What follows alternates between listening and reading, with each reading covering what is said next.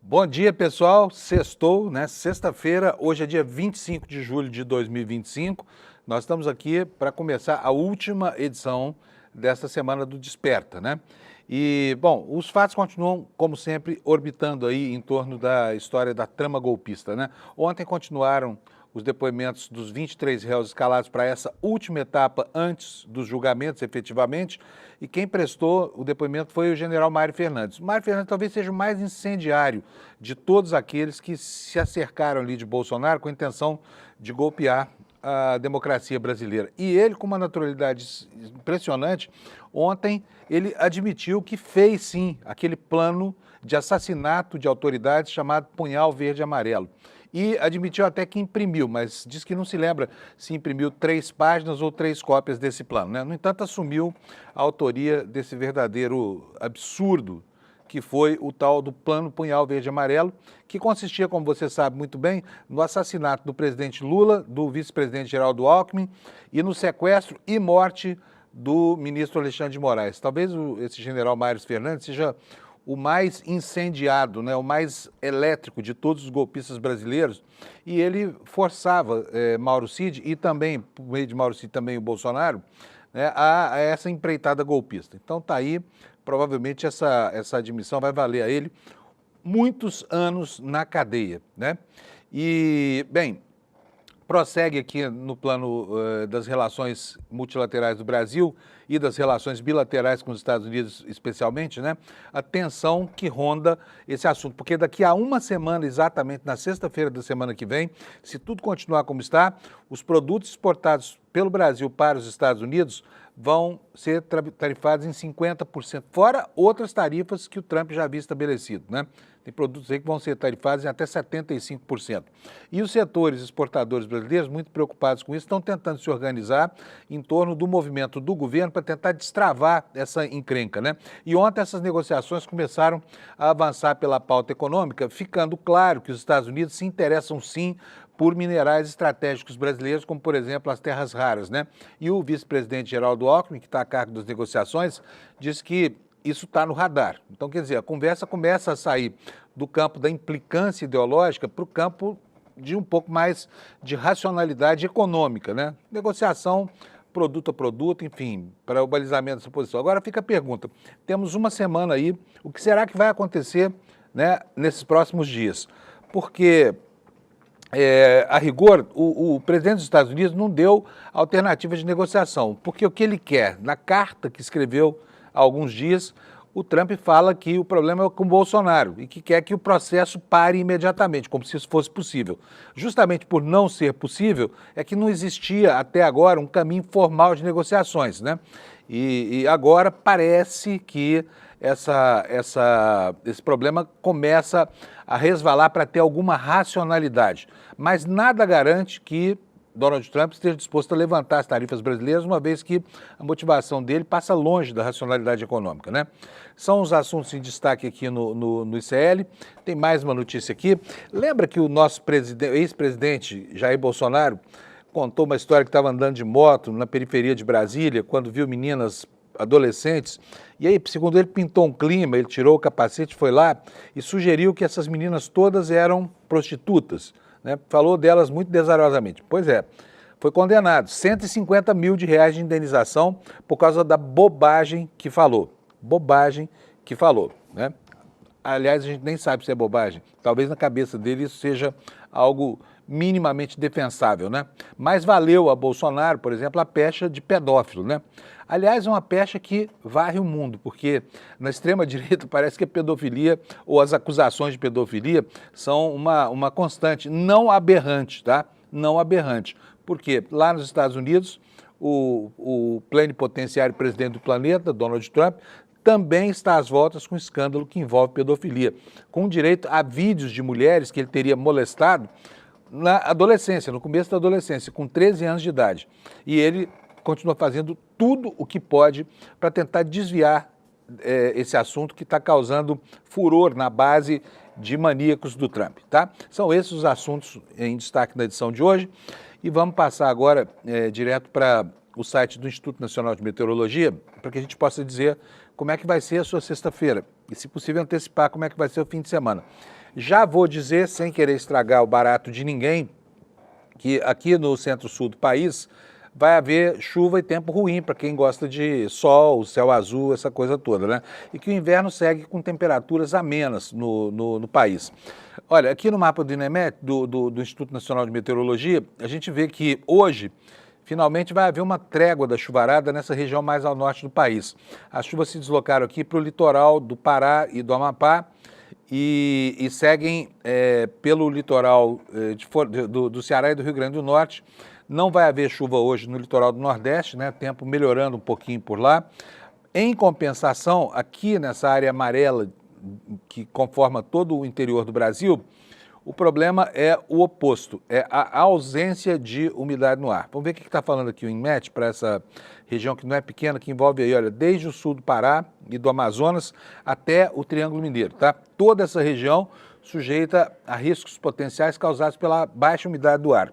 Umidade relativa do ar, segundo o INMET, que vai estar variando entre 30% e 20%, já trazendo algum risco de incêndio, mas ainda não muito alto, de incêndio florestal, e podendo provocar risco para a saúde. Isso aqui está aqui, vou ler para vocês, parece que isso aqui é chover no molhado, porque você já está cansado de saber, mas não custa repetir. Tem gente que, eu, por exemplo, esqueço de beber água durante o dia. Se eu não me forçar, não tiver um mínimo de disciplina, acabo ficando horas e horas sem beber água. Então, as orientações do Instituto Nacional de Meteorologia, para você que está aí no meio do cerrado, no miolo do Brasil: beber bastante líquido, evitar desgaste físico nas horas mais secas, evitar exposição ao sol na hora do calorão e, se for o caso, você pode entrar em contato com a Defesa Civil, tá? Vamos ver as temperaturas, como vão ficar?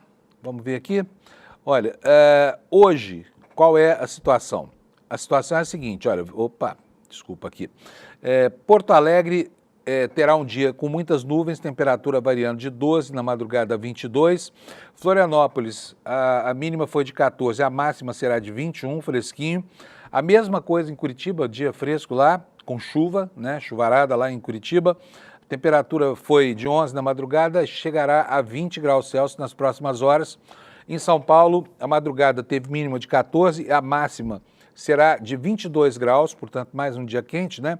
E no Rio de Janeiro, chuva isolada, tempo nublado, máxima de 25, a mínima na madrugada foi de 15 graus. Em Belo Horizonte, o dia será nublado, temperatura variando de 15 a 27, em Campo Grande, de 18 graus a 31, a temperatura subindo lá para o sul mato-grossense, tá?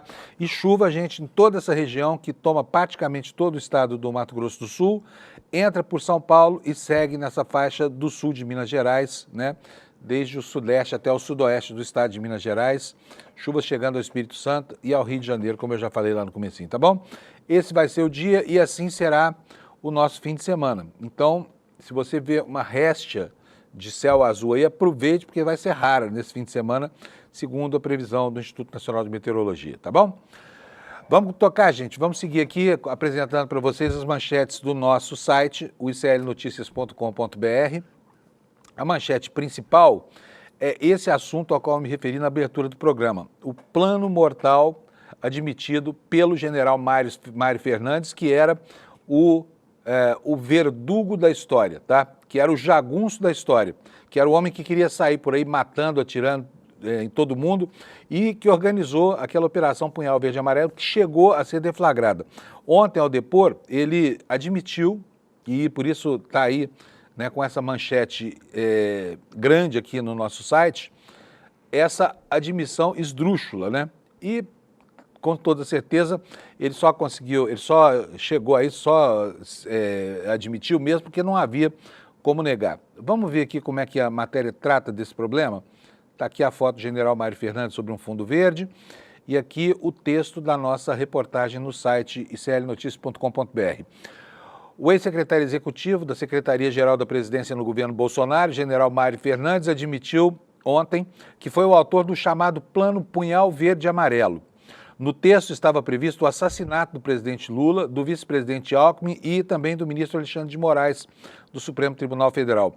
Ao responder ao interrogatório ontem lá no Supremo, ele disse que o plano não passava de um pensamento seu que foi digitalizado. Ou seja, o cara teve lá uma bolação assim, uma viagem qualquer, resolveu botar essa viagem no papel, queria ver aquilo impresso e isso é tudo. Não queria matar ninguém, né? Aí ele falou o seguinte, olha, é um arquivo digital que nada mais retrata do que um pensamento meu que foi digitalizado. Análise de riscos que fiz por costume próprio, decidi digitalizar. Quer dizer, será que o cara tem costume de fazer planos macabros como esse? Está acostumado? Será que tem outros no estoque enfim, de coisas estúpidas que esse cara já fez? Ele prossegue aqui dizendo o seguinte, não foi apresentado a ninguém, nem compartilhado com ninguém, e garanto que se meu HD fosse extraído dos autos desse processo, em nada impactaria o processo, disse o Fernandes, como se isso tudo fosse uma coisa super normal, né? A matéria aqui do site do ICL também diz que, chamado a explicar por que fazer um plano detalhado de sequestro e homicídio contra autoridades e recursos necessários, como pistola-granada, lançador de foguete antitanque, o general minimizou. Disse o seguinte, não passa de pensamento digitalizado, compilamento de dados, análise de um militar. Respondeu, faltou colocar aqui análise de um militar golpista, porque era disso que tratava, né? Essa elucubração aí, que ele disse que resolveu transformar em palavras digitalizadas no seu computador. Ele confirmou que chegou a imprimir o documento que continha essa ideia de assassinatos múltiplos, né, mas negou ter apresentado ou compartilhado com alguém. E o que ele disse? Por costume pessoal de evitar ler documento na tela, imprimi para mim e depois rasguei. Em outro trecho do interrogatório, deu a entender que conversou com o Bolsonaro sobre o que fazer se o golpe fosse executado. Ele disse o seguinte, foi numa das minhas idas ao Alvorada, o presidente me disse, estamos fazendo os contatos políticos para ver como podemos desenvolver essa conversa, o golpe, e essa negociação com os demais poderes. Em meados de dezembro, já notamos a decisão dele de que tinha amparo tomar a decisão e amparo dos demais poderes, sempre apoiado na Constituição, com a ressalva aqui no nosso texto de que a Constituição não permite absolutamente nada disso que esse general terrorista falou, né? E com relação à impressão dessas cópias, por quê? Porque ficou no log do computador dele, né, a informação de que ele tinha tirado 6 cópias desse documento, que agora seriam 3, para em seguida se encaminhar ao Palácio da Alvorada, onde participou efetivamente de uma reunião com o presidente Bolsonaro, da época, né, e com demais golpistas, tá bom? Então tá aí, aberrante depoimento, admissão, provavelmente por não ter tido como negá-la, já que, enfim, as informações objetivas, dando conta logs de computador, enfim, tudo isso foi conseguido pela Polícia Federal e pela Procuradoria-Geral da República, e ele ficou sem saída e resolveu inventar que, isso foi só uma elucubração que virou documento digital, né? Bom, teve um outro detalhe que a gente conheceu ontem, e esse detalhe está expresso aqui na matéria do G1, que eu vou ler para vocês aqui. Um ex-assessor disse que foi justamente Mauro Cid quem escolheu para o ministro Alexandre de Moraes o apelido de professora, né? O que nos diz aqui essa reportagem no site do G1? Coronel Marcelo Câmara é o nome desse assessor, que é ex-assessor de Jair Bolsonaro e réu na investigação, afirmou ao Supremo Tribunal Federal que foi o tenente-coronel Mauro Cid quem começou a se referir ao ministro Alexandre de Moraes pelo apelido de professora. O Supremo ouviu nesta quinta-feira réus dos núcleos 2 e 4 da trama golpista acusados de atuar para manter Bolsonaro. E segundo Câmara, essa expressão professora era usada em tom de brincadeira para se referir a Moraes. Quanto ao termo professora, partiu do tenente-coronel Cid. Entrei nessa brincadeira, não tinha objetivo de esconder nada, disse o Marcelo. Isso aqui é uma informação de mera curiosidade, né? Vamos passar para outro assunto aqui, gente. Depois a gente volta a falar mais sobre esses inquéritos do Bolsonaro no dia de ontem, tá bom? Olha, o índice de aprovação do Supremo Tribunal Federal, como você está vendo aí na tela, é maior do que o da Câmara e o do Senado, né? Então, governo e Supremo são mais populares do que a Câmara e o Senado, é o que mostra uma pesquisa chamada Pulso Brasil e PESP, que foi divulgada ontem, e ela revela que os brasileiros aprovam mais o trabalho desenvolvido pelo governo e pelo Supremo do que o do Senado e da Câmara. Por óbvio, né? A impopularidade latente, eu diria até mais, a impopularidade patente é uma conquista dos deputados e senadores que estão se empenhando bravamente para conquistar, né, o mesmo status da corte do Luís XV, lá antes da Revolução Francesa, né? O índice de aprovação do governo Lula, nos diz aqui a reportagem do site do ICL, saiu de 41% em março, foi para 40% em maio e em junho chegou a 43%. A desaprovação quanto ao trabalho do executivo é maior, 51% em junho, mas é menor que nos meses anteriores da pesquisa, quando chegou a 54%, tá bom? Fica aqui o registro de que quem planta vento colhe tempestade, é o caso do Congresso brasileiro. Gente, foi uma cena comovente. Bolsonaro sentado na plateia, a Michele Bolsonaro fazendo um discurso totalmente fora de noção, totalmente nonsense, e uma emoção no ar, uma emoção que extravasava aquele ambiente, né, de fé religiosa inquebrantável. Está aí a manchete que isso gerou. Bolsonaro vai a culto de tornozeleira e chora com a apresentação de Michele. Moraes negou o pedido de prisão preventiva, não importa. Vamos ver aqui o que é que nos diz a Folha Press, depois eu vou mostrar o vídeo para vocês, tá bom? O ex-presidente Bolsonaro participou de um culto na manhã de ontem, chorou com a pregação da esposa Michele Bolsonaro. Está de tornozeleira eletrônica e com outras medidas cautelares impostas pelo Supremo, por exemplo, restrição de horário, né, toque de recolher e também obrigação de se recolher nos fins de semana. Enquanto ocorria o culto, o ministro Alexandre de Moraes do Supremo respondia aos advogados do Bolsonaro, decidindo afastar, por enquanto, né, uma eventual prisão preventiva, mas mesmo após considerar que o político descumpriu as medidas cautelares impostas pela Corte. Isso aqui ontem, quando saiu a resposta do ministro, as informações prestadas pelos advogados, todo mundo entendeu como se fosse um recuo de cautela do Supremo Tribunal Federal para não escalar mais a crise, que poderia sim desaguar na prisão preventiva do Bolsonaro, né? Poderia. Então o ministro foi cauteloso e acho até que foi muito generoso, né? E, enfim, livre da cadeia, Bolsonaro então foi ao culto numa igreja chamada Casa da Bênção, em Taguatinga, lá na periferia de Brasília, ao lado do senador Magno Malta e do filho Jair Renan, que é aquele vereador de Balneário Camboriú. Mais novo dos seus 4 filhos homens, ele está acompanhando o pai, ao menos desde o início da semana.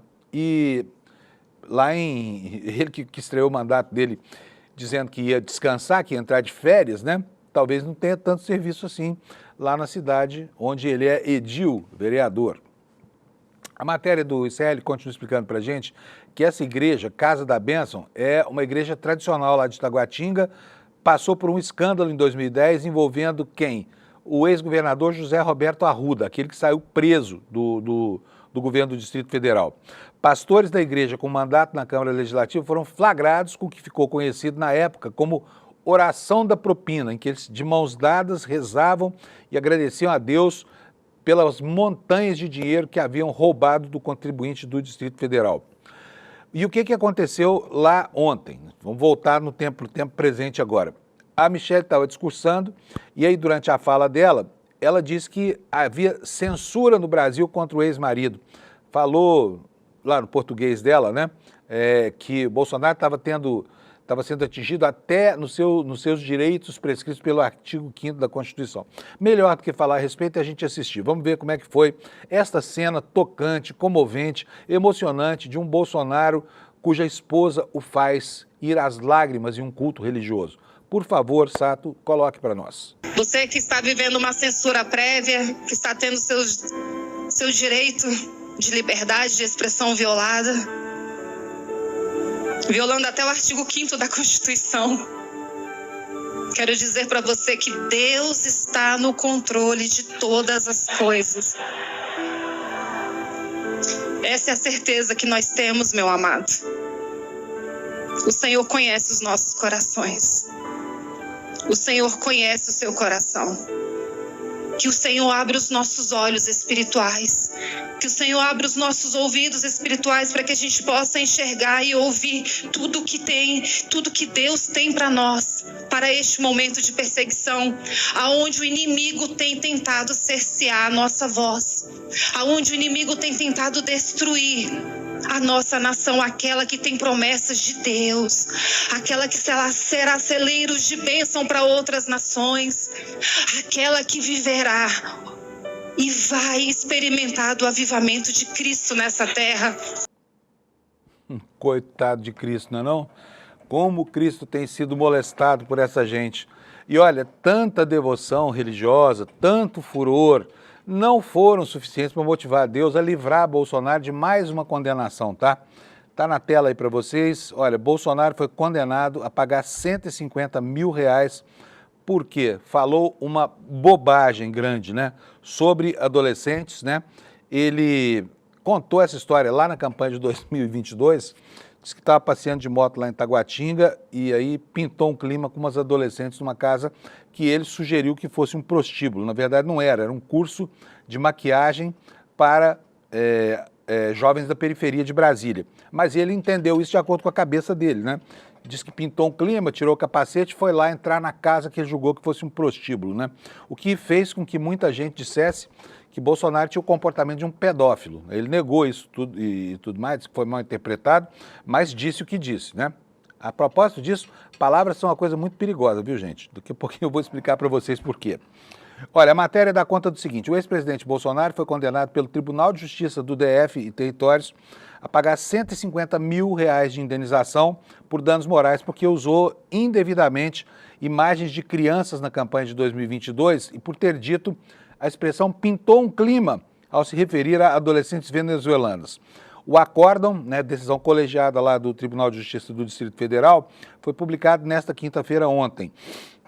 A defesa do ex-presidente diz que recebeu a decisão com surpresa, que os fundamentos do tribunal desconsideraram decisões de cortes superiores sobre o tema e que irá recorrer ao Superior Tribunal de Justiça. E aí eu quero até ver como é que vai ser o andamento desse processo. Sabe por quê? Nós, jornalistas aqui, toda vez que somos processados e queremos defender o nosso direito à opinião crítica, né, à liberdade de expressão, que é um insumo fundamental enfim, do nosso meio, do nosso ambiente de trabalho, a gente tem muita dificuldade para recorrer ao Superior Tribunal de Justiça, que não aceita recursos sobre nada mais no campo da liberdade de expressão. Será que Bolsonaro vai ter sucesso nesse recurso ou não terá o recurso provido, que é a expressão jurídica para esse tipo de coisa, tá? Olha só, a matéria continua aqui dizendo que a decisão do Tribunal de Justiça foi tomada a partir de um pedido do Ministério Público, pedido esse que afirmou que o Bolsonaro incitou crianças a realizarem gestos com armas com as mãos durante a visita ao Palácio do Planalto na época da campanha à reeleição em 2022, tá? O Ministério Público também menciona um episódio no qual ele se referiu a adolescentes migrantes venezuelanas em outubro do mesmo ano. Na ocasião, então, o presidente estava explorando uma temática recorrente na campanha, que era o suposto risco de o Brasil virar uma Venezuela, caso Lula tomasse o poder, algo que, efetivamente, como se sabe, não aconteceu, né? E aí ele relatou o encontro que teve com essas meninas. Não vou ler aqui a transcrição, mas eu recuperei o vídeo, vou colocar. Aí você julga do que o Bolsonaro estava falando, tá? Esse pintou um clima, que diabo de expressão é essa? Roda para nós, Sato, por favor. Eu estava em Brasília, na comunidade de São Sebastião, se não me engano, no sábado de moto. O pessoal saindo da porrada. Meu cara passeando de moto. Passei de moto, sim. Passei de jet ski, passei de cavalo, de jegue. Tá?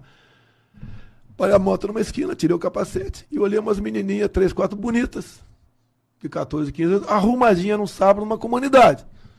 E vi que eram meio parecidas. Entrei pintou um clima, voltei. Posso entrar na tua casa? Entrei. Tinha umas 15, 20 meninas, sábado de manhã, se arrumando. Todas venezuelanas. E eu pergunto, meninas bonitinhas, 14, 15 anos, se arrumando no sábado, pra quê? Ganhar vida. Ou seja, falou que essas crianças, né, que despertaram nele um clima, sei lá que diabo de referência é essa, estavam ali para se prostituir. É isso que ele disse. E custou caro para ele, vai ter que pagar 150 mil reais, aquele Pix de 17 milhões, daqui a pouco acaba, porque 2 milhões para o filho aqui, 150 no processo, milhões de honorários para Bolsonaro, as coisas que você plantou lá atrás começam a frutificar agora, né? A matéria continua dizendo o seguinte: a condenação ao ex-presidente foi publicada inicialmente pelo site Metrópolis, depois foi confirmada aqui pela reportagem do ICL. O Ministério Público pediu à Justiça uma indenização no valor de 30 milhões, a ação foi rejeitada e o órgão recorreu. E no processo, a defesa do Bolsonaro disse que a visita das crianças ao Palácio do Planalto, essa outra, quando ele incitou aos símbolos, né, de armas, constitui um passeio escolar devidamente autorizado pelos responsáveis, sem qualquer conotação eleitoral. E sobre as adolescentes venezuelanas, ele afirmou que as suas palavras foram retiradas de contexto e que não houve intenção de estigmatizar ou discriminar as adolescentes. A maioria da 5ª Turma Civil do TJ do Distrito Federal decidiu, então, modificar a decisão da primeira instância, né, que tinha sido, não tinha sido acolhida na primeira instância, e condenou o ex-presidente ao pagamento de R$150 mil, não para essas garotas, mas por dano moral coletivo. E esse dinheiro deve ser revertido ao Fundo da Infância e da Adolescência do Distrito Federal, que é um fundo nacional que toca lá projetos de promoção de direitos da infância indicado pelo Ministério Público, tá? Ele também foi condenado a se abster de usar imagens de crianças e adolescentes em material publicitário e de, abre aspas, constranger crianças e adolescentes em eventos públicos a reproduzirem gestos violentos. Vai custar 150 pratas. A gente sabe que dinheiro é fácil lá para essa família Bolsonaro, mas de qualquer forma, tomara que isso dê a ele, né, a sensação e a certeza de que ele tem que mudar o seu mindset, tem que mudar os seus pensamentos, porque senão vai continuar sendo apenado por esse tipo de constrangimento legal. Bom, o Lula aproveitou ontem para dar uma catracada no Bolsonaro, né? O Lula tem polarizado bastante com ele nas redes sociais. Ontem chamou o Bolsonaro de fujão e falou que o presidente deve ir para o chilindró, que é uma palavra bem antiga que significa exatamente isso, cadeia, né? A matéria da Folha Press, reproduzida pelo nosso site, escrita pelo Arthur Búrigo, nos informa o seguinte: o presidente Lula chamou nesta quinta-feira o ex-presidente Jair Bolsonaro de fujão porque não repassou a ele a faixa presidencial em 2023. O petista também afirmou que o adversário, que é réu do julgamento da trama golpista, será preso se a justiça decidir com base no que está nos autos. Lula disse o seguinte: agora Bolsonaro foi indiciado, o Procurador-Geral da República pediu a condenação e ele vai, sim senhor, se a justiça decidir com base nos autos, ele vai para o chilindró, afirmou o Lula. O cara que tentou dar um golpe para não dar posse a mim, não teve coragem de me esperar, fugiu como um rato foge. Agora faz bobagens que fez e mandou o filho ir para Washington pedir ao Trump que intervenha no Brasil. É uma vergonha, falta de caráter, disse o presidente Lula sobre o seu antecessor, o fujão Jair Messias Bolsonaro, tá? E olha, eu falei para vocês agora há pouco que palavras são uma coisa muito perigosa, ações também são. E tem aqui uma correlação entre palavras que são minhas e ações que não são. Eu quero dizer para vocês isso, dando essa próxima notícia aqui. Vocês sabem, a gente falou aqui anteontem sobre aquele servidor do CDHU, né, que é uma companhia imobiliária da Prefeitura de São Paulo, que era motorista do chefe de gabinete, usava o carro oficial e lançava de estilingue bolinhas de gude para quebrar vidraças de ônibus em São Paulo, com o objetivo de motivar as pessoas a irem para a rua, fazerem o mesmo para demonstrar insatisfação com o governo Lula que ele queria destruir, né? Ele achou que pegando um estilingue e jogando bolinha de gude no vidro para parar os veículos, iria, né, depor o governo Lula. Agora, esse sujeito foi demitido, tá? A informação está aqui no site do G1. O CDHU demitiu o servidor acusado de ataques a ônibus na Grande São Paulo. Ele usava até carro oficial da empresa nessas ações. O que nos conta essa matéria?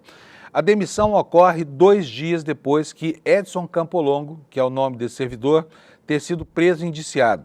A empresa, a CDHU, estava colhendo elementos jurídicos para retirá-lo do cargo de motorista concursado. Está aqui, olha, esse sujeito, a gente viu essa fotografia dele aqui anteontem aqui no Desperta.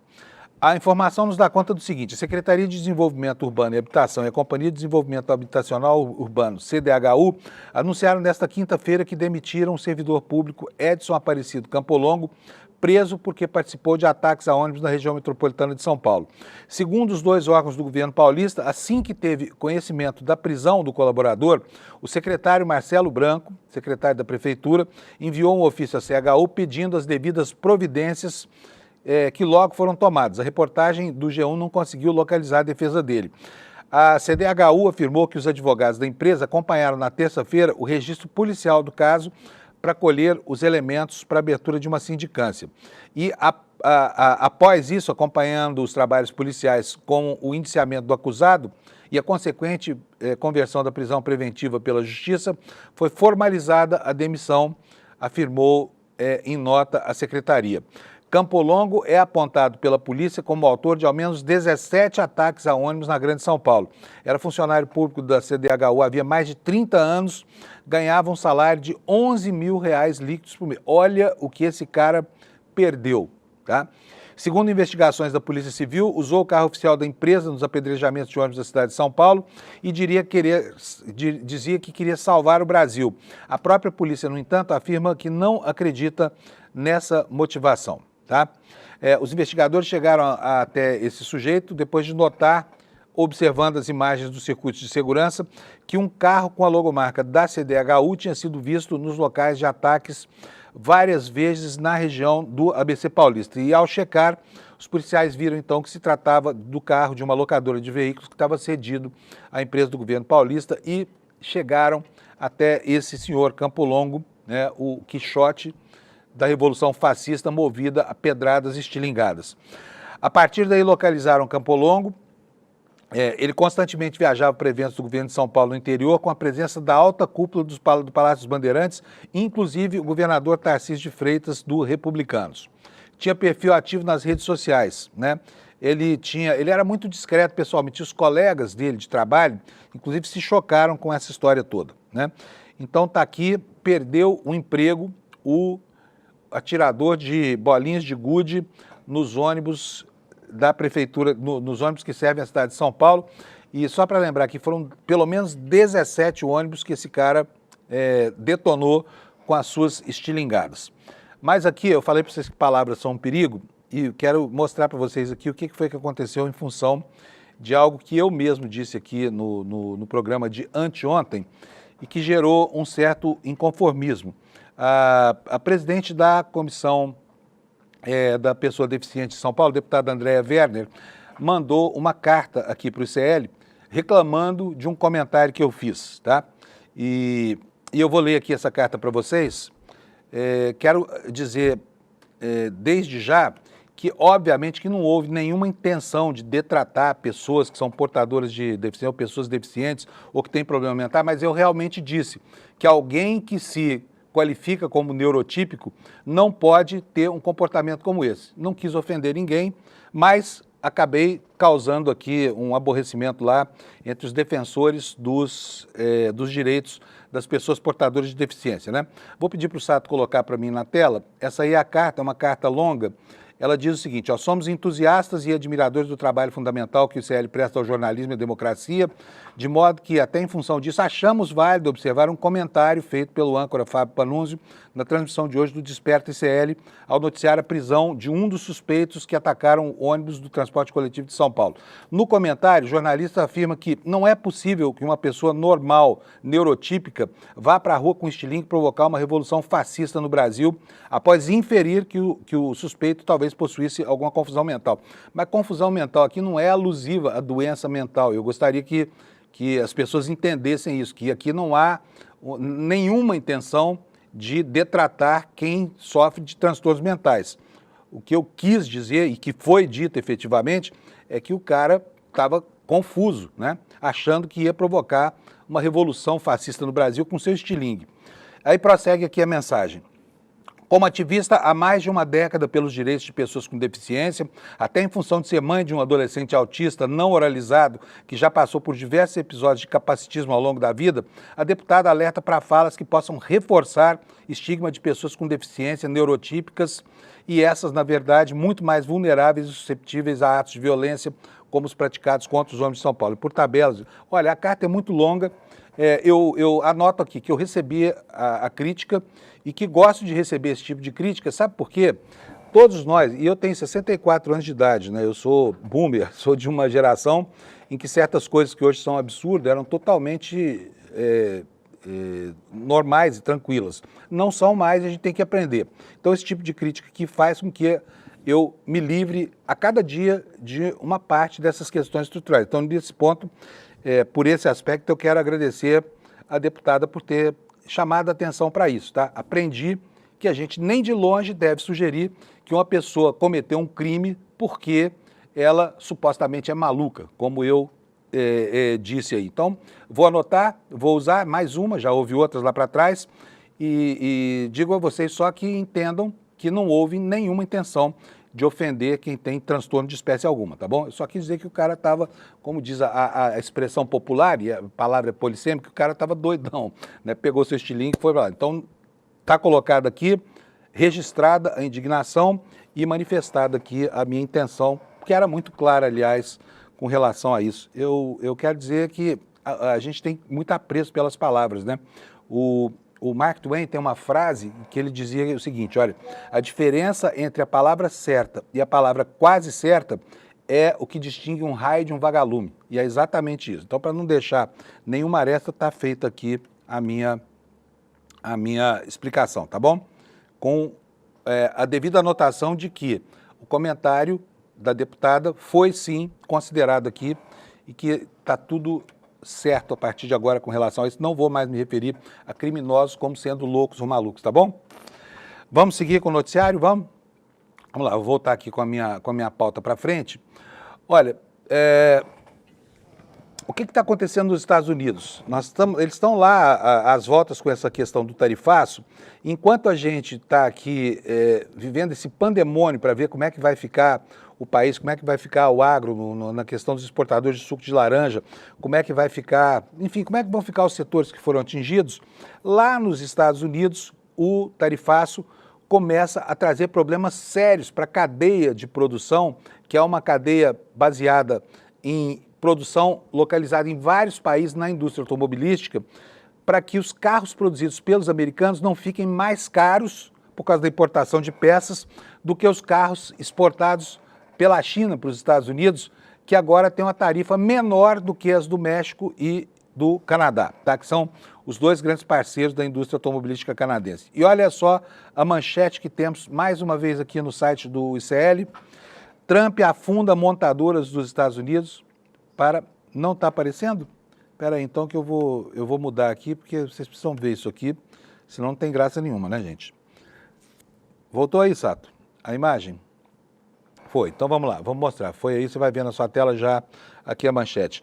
Trump afunda montadoras dos Estados Unidos para favorecer os carros japoneses. Medida do ex-presidente provocou prejuízos bilionários à indústria americana e beneficiou, não é ex-presidente, está errado aqui, é presidente mesmo.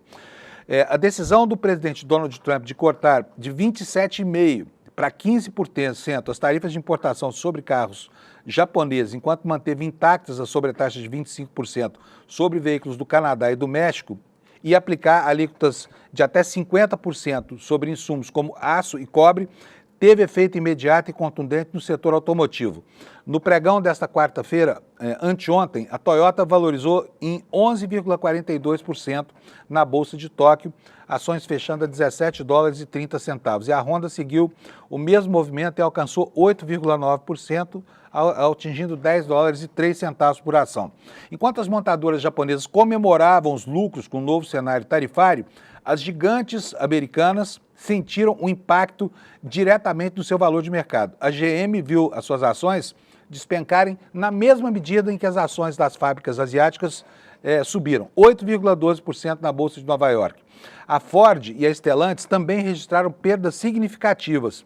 Essas empresas operam uma cadeia produtiva integrada no acordo comercial dos Estados Unidos, México e Canadá, que o presidente Trump botou a perder. As tarifas elevadas continuam a incidir sobre componentes essenciais como autopeças, aço e cobre, tornando a produção local mais cara. O novo pacote tarifário criou uma distorção competitiva sem precedentes. Por quê? Porque os carros japoneses agora chegam aos Estados Unidos pagando menos imposto do que os veículos produzidos com alto conteúdo local. Por quê? A gente viu isso aqui logo que o Trump anunciou, né, deflagrou sua guerra comercial.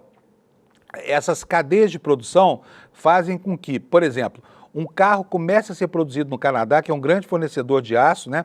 As peças são forjadas lá, depois são enviadas para o México, onde as partes do carro são preparadas, são montadas, para que depois o veículo inteiro seja montado nas linhas de montagem dentro dos Estados Unidos. Mas o processo envolve uma série de movimentos físicos de exportação e reexportação até que esse carro chegue ao consumidor americano. E agora, carros que têm 50%, 60% de nacionalização passam a custar mais caro, né, lá nos Estados Unidos do que os importados produzidos inteiramente no Japão. Então, veja só o imbróglio em que o Trump se meteu com isso, né? A GM calcula, olha só, que no segundo trimestre as tarifas impactaram seus custos já em 1 bilhão e 100 milhões de dólares. Projeção de que esse número vá a 5 bilhões de dólares para uma única empresa até o final do ano. A Stellantis também anunciou um prejuízo de 327 milhões de dólares no semestre atribuídos às restrições comerciais. Bom, a matéria também esclarece que, olha, essas medidas estão sendo contestadas dentro dos Estados Unidos, tanto por grupos de pressão, por lobbies, quanto pela via judicial. A nossa reportagem diz o seguinte: o episódio guarda semelhanças com uma decisão anterior da administração Trump, que estava relacionada ao setor alimentício. Na ocasião, o governo pressionou pela volta do uso do açúcar de cana na fórmula da Coca-Cola, sob o argumento de resgatar o sabor original. No entanto, olha só como é que o Trump é isso, porque quem lançou essa ideia foi o próprio Trump. Ele prefere a Coca-Cola adoçada com açúcar de cana do que aquela que é vendida nos Estados Unidos, que é produzida com a glucose do milho, com açúcar do milho, né? Que a gente conhece aqui no Brasil como mel caro. Antigamente dava isso para criança, até se descobrir que esse tipo de açúcar é muito pior do que o açúcar de cana. Então foi o Trump que pediu. Ele falou: olha, por que a Coca-Cola não passa a fabricar o seu refrigerante aqui nos Estados Unidos, como ela faz em outros países, México, Canadá, Brasil, né, com açúcar de cana? E a Coca-Cola correu para atender ao desejo presidencial, disse que vai fazer a Coca-Cola sim com açúcar de cana lá, porque inclusive o americano médio gosta mais desse sabor, do açúcar de cana, do que do açúcar do xarope de milho, com o qual, aliás, estão bastante bem acostumados, né? E, bom, ao fazer isso, o que o Trump fez? O Trump colocou a Coca-Cola numa cilada. Por quê? O açúcar dos Estados Unidos, de cana, em boa medida, é produzida aqui nas lavouras do Brasil. E, portanto, está sujeita a essa sobretaxa de 50%. E aí, a sobretaxa começa a aparecer na vida primeiro das empresas, para logo depois baixar na mesa do consumidor, né? Quanto vale você tributar insumos que, na verdade, são essenciais para o funcionamento da indústria americana, né? E está lá a Coca-Cola agora nessa encruzilhada. Vai ter que fazer o refrigerante que o Trump pediu com açúcar brasileiro, que o próprio Trump decretou que será 50% mais caro ao chegar aos Estados Unidos, tá? Cassação de Eduardo Bolsonaro. Você acredita que o Bananinha vai ser cassado? Aliás, eu vou dizer outra coisa aqui, eu estou tão tocado pela necessidade de conter que as coisas que podem estar eivadas de algum preconceito de troca, eu vou parar de chamar o Eduardo Bolsonaro de Bananinha, tá? Porque afinal de contas isso também é digamos assim, é uma ironia, mas faz uso, né, de características sexuais. Então vou chamar Eduardo Bolsonaro pelo nome a partir de agora, tá bom? E com relação ao deputado Eduardo Bolsonaro, a Câmara está descartando cassá-lo agora em 2025. Desde o começo da semana, ele já se encontra fora do período de licença, no qual não recebia salários, mas ele faltando, continua recebendo agora os seus salários. Por quê? Porque agora não há justificativa para o seu afastamento. Então, ele continua sendo pago, só que isso tudo, ainda que ele falte, ele tem por obrigação regimental que comparecer a 2/3 das sessões, tá? Só que a apuração disso tudo é feita em março do ano seguinte. Ou seja, o Congresso não vai cassar esse ano o Eduardo Bolsonaro. Aí vamos chegar em 2026. O que vai acontecer até lá? Ele vai continuar se apresentando como deputado no exercício do mandato, vai continuar fazendo uso do salário, né, que o contribuinte brasileiro paga para ele ter essa vida de mamata e de traição à pátria lá nos Estados Unidos. E nós não vamos poder fazer nada além de ficar aqui reclamando, né? A Câmara descartou a cassação, né? E isso tudo vai para o ano que vem. Será que ele vai chegar até o fim do ano que vem ainda como deputado federal? A Câmara, que é corporativista e adora um político que se desvia, né, enfim, das suas missões, das suas limitações de natureza ética, a Câmara não vai fazer nada mais uma vez. Com base nas atuais regras da Câmara dos Deputados, o Eduardo Bolsonaro não perderá o mandato em 2025. Permanência do mandato mesmo com ele lá nos Estados Unidos, sem data para votar, está amparada por um ato da mesa de 2017 e também em posicionamento manifestado pela Câmara depois que a Folha de São Paulo a questionou sobre isso. A Constituição estabelece no artigo 55 que perderá o mandato o deputado ou senador que faltar a 1/3 das sessões ordinárias do ano, salvo licença ou missão oficial. No caso de Eduardo, a Câmara registra até o momento que ele faltou a 21% das sessões deliberativas. Até agora foram 4 de 19 em 2025. Por quê? Ele passou 120 dias em licença para tratar de interesses pessoais e nesse período as faltas não são anotadas, né? Só que a apuração disso vai ser analisada a partir de 5 de março de cada ano.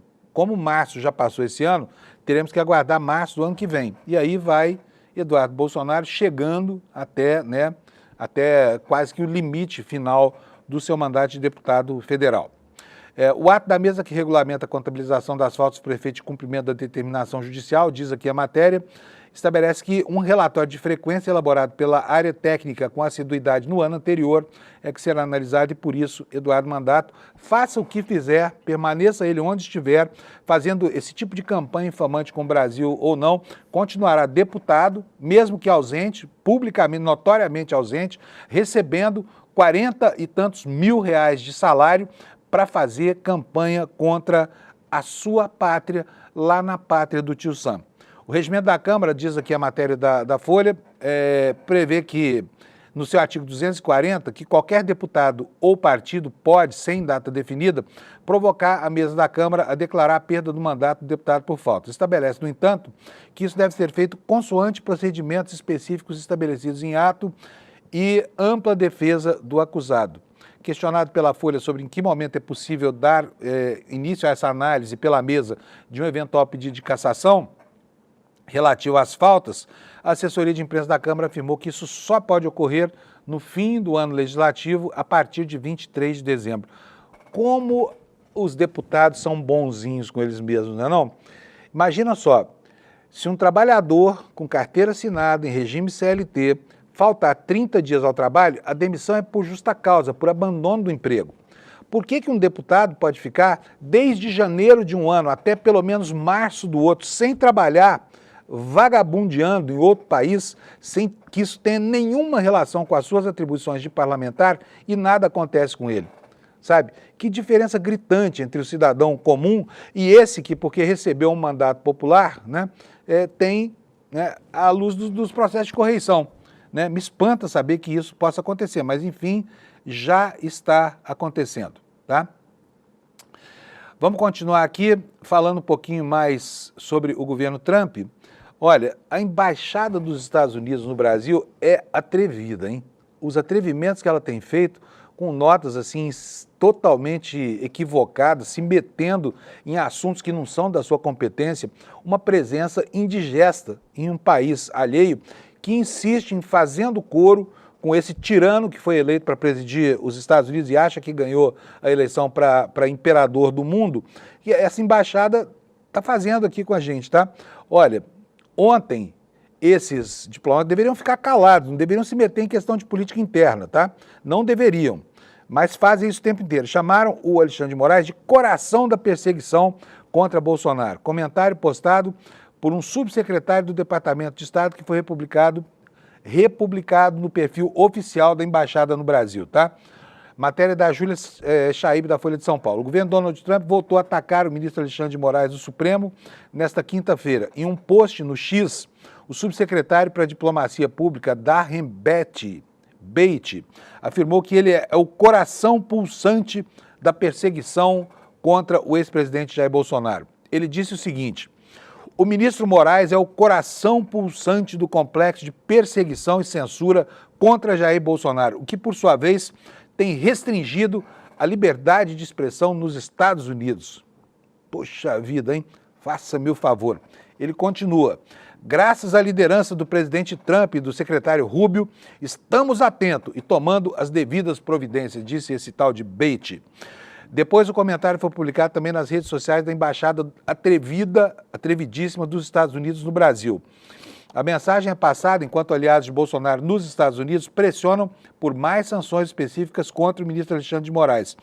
com expectativa de que seja adotada aquela excrescência chamada Lei Magnitsky, né?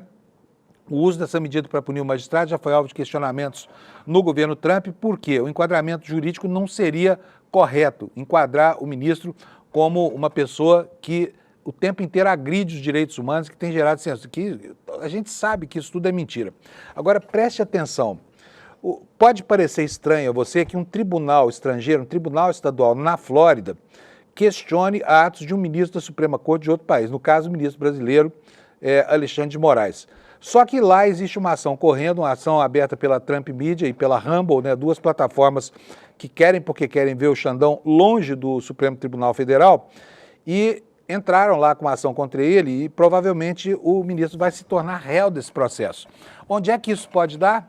Isso pode sim, segundo advogados com quem eu conversei, culminar, por exemplo, com a esdrúxula, estúpida e bizarra decretação eventual de prisão do ministro Alexandre de Moraes, porque ele vai ser chamado a comparecer esse processo.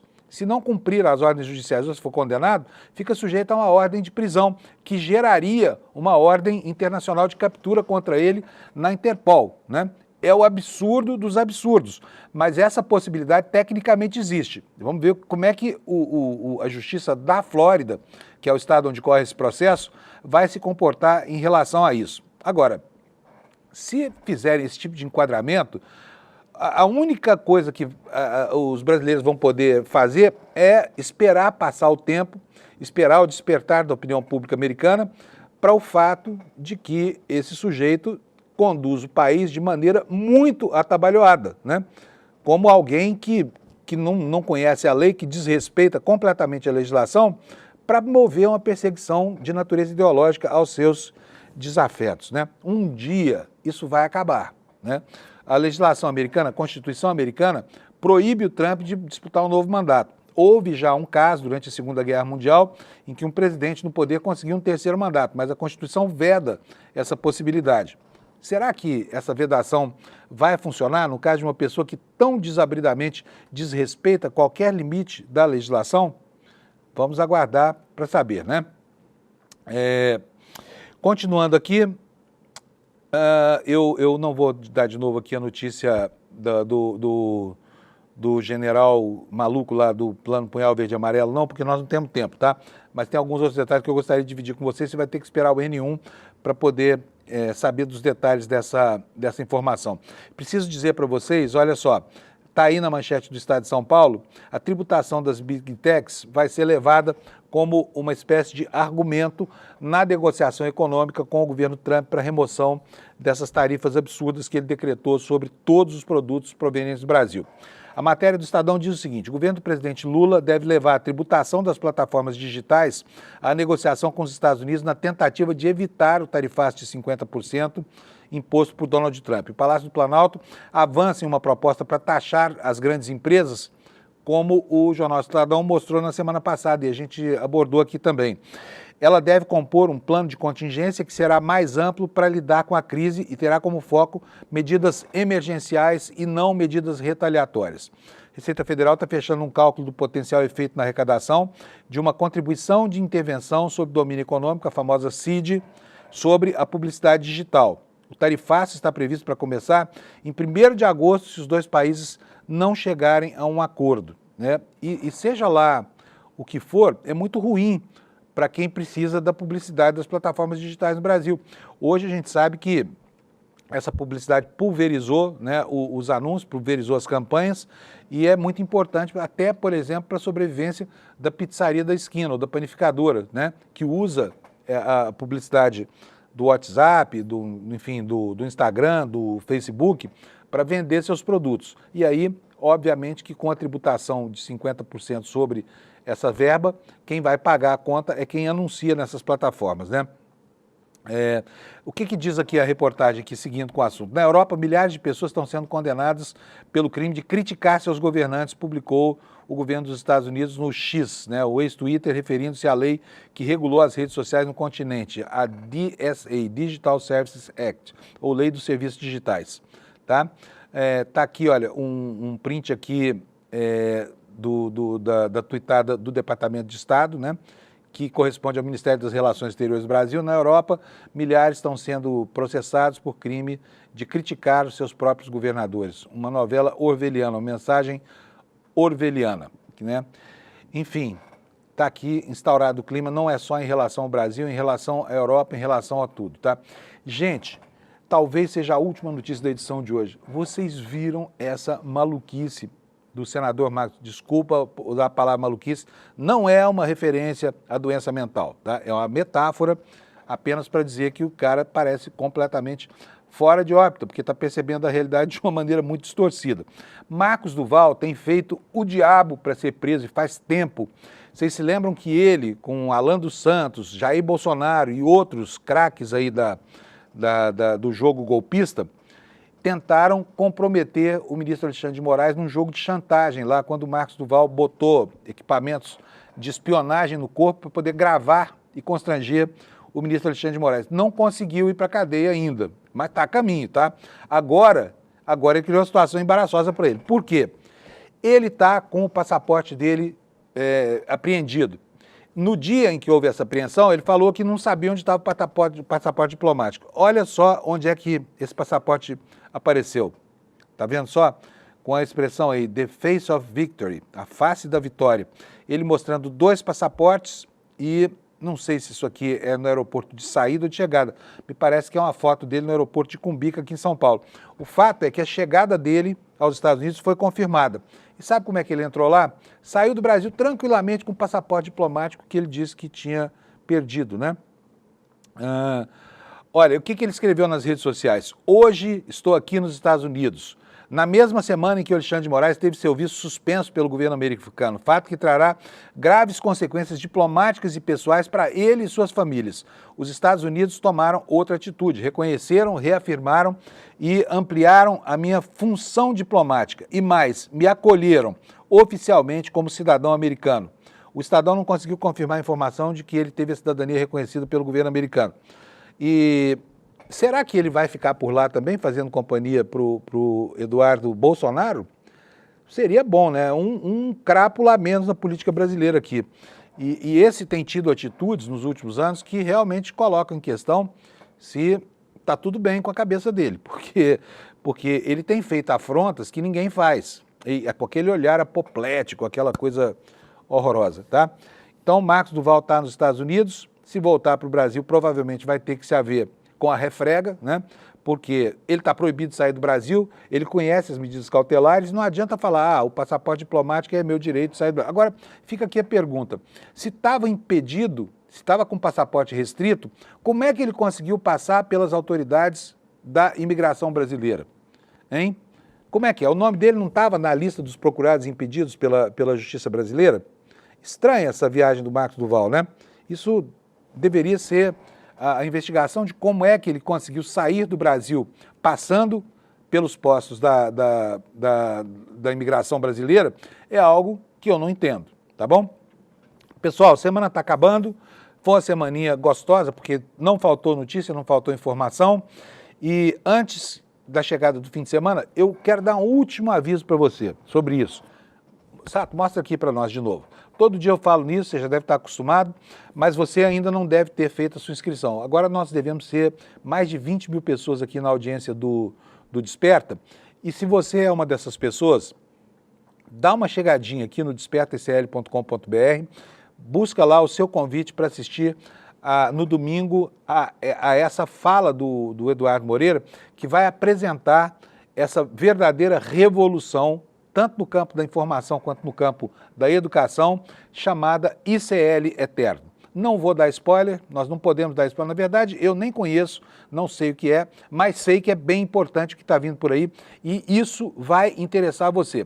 Então faz um favor para nós, vai agora aqui, despertacl.com.br, você pode também apontar a sua câmera para esse QR Code, que você vai cair aqui, faz sua inscrição e domingo, às 8 horas da noite, acompanhe com a gente a esse anúncio importantíssimo que vai mudar um monte de coisas na maneira como você se relaciona com a sua fonte predileta de informação, que é o ICL. Tá bom? Quero desejar para vocês um bom fim de semana, que tudo corra bem para vocês, descansem bastante e na segunda-feira, às 7 da manhã, nós voltamos aqui para ver como é que ficou o mundo ao longo do fim de semana. Tchau, obrigado pela sua audiência.